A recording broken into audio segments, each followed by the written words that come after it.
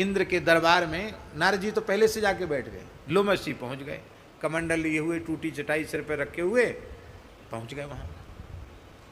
महान अग्नि के समान तेजस्वी जलते हुए ऋषि को देख करके सब उठ के खड़े हो गए। इंद्र भी उठ के खड़े हो, आओ महात्मन पधारो, आपका परिचय?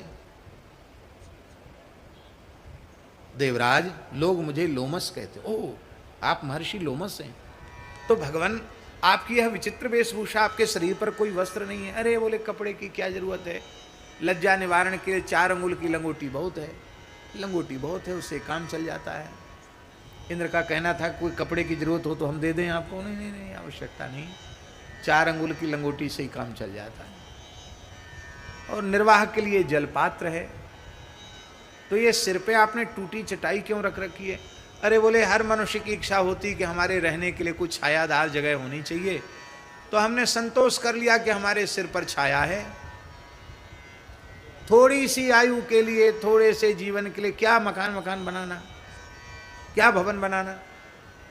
इंद्र ने कहा, महाराज थोड़ी सी आयु, हम देवराज हैं, आपको वरदान देकर आपकी उम्र बढ़ा देंगे, आपकी आयु बढ़ा सकते हैं हम। आपकी आयु कितनी है? अरे बोले, तुम क्या हमारी आयु बढ़ाओगे, हमारी जितनी है उसी में हम परेशान हैं, हमको उतनी भी।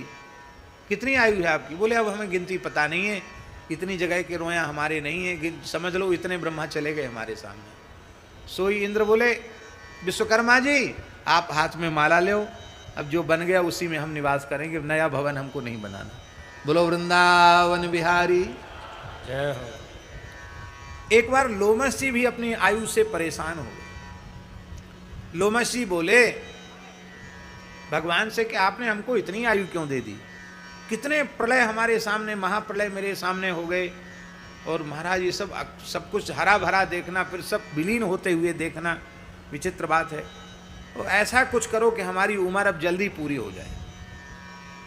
भगवान बोले कि देखो, तुम्हारी आयु की वृद्धि का कारण ये है कि तुम सदा ब्राह्मण का आदर करते हो, ब्राह्मण का पूजन करते हो, और सदा जल का आदर करते हो। जल साक्षात नारायण का स्वरूप है। जो जल का आदर करता है और जो ब्राह्मण का आदर करता है, जो गाय का आदर करता है, उसकी कभी आयु कम नहीं होती है।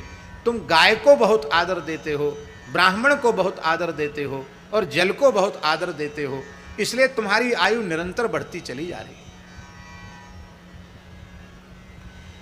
जिस दिन इसका तिरस्कार करने लग जाओगे तो तुम्हारी आयु कम हो जाएगी। लोमसी का महाराज जी नियम है, गाय होगी तो उसको दाहिना करके ही चलेंगे, गाय को प्रणाम करके ही आगे बढ़ेंगे। ब्राह्मण होगा तो उसको नमस्कार करके, उसको दाहिना करके आगे बढ़ेंगे।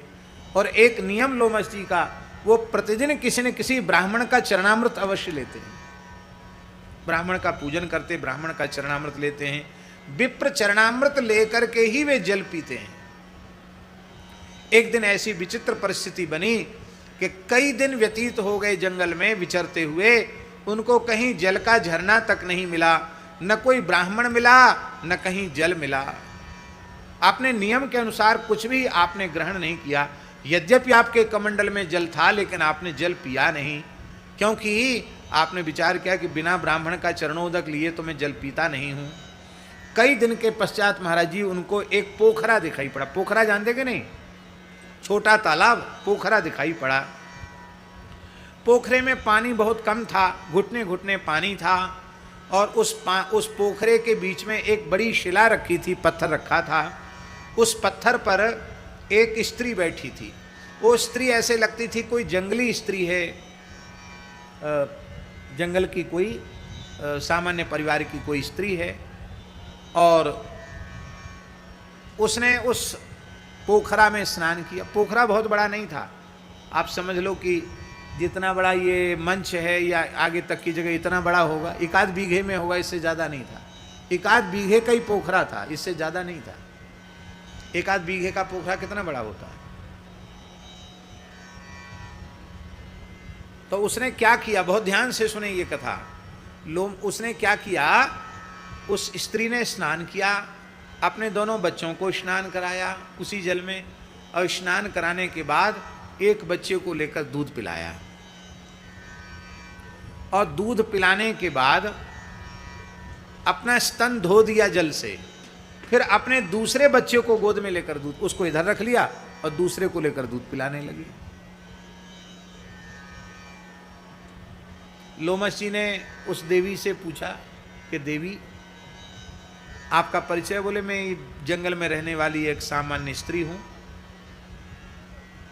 अच्छा, तो ये तुम्हारे दोनों पुत्र तुम्हारे ही हैं? बोले हाँ, दोनों बालक मेरे ही हैं।